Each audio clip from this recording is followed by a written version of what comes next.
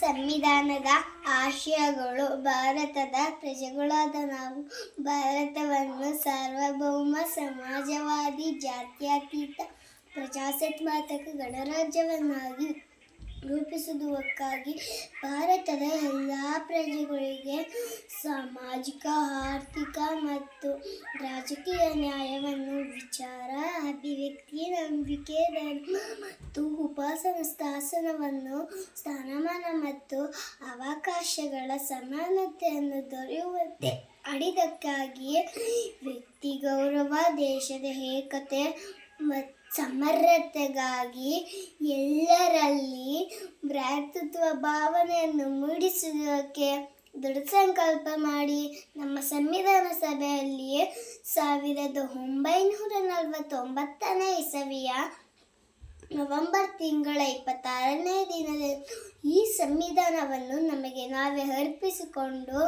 ಅಂಗೀಕರಿಸಿ ಶಾಸನವಾಗಿಸಿಕೊಂಡಿದ್ದೇನೆ. ಧನ್ಯವಾದಗಳು.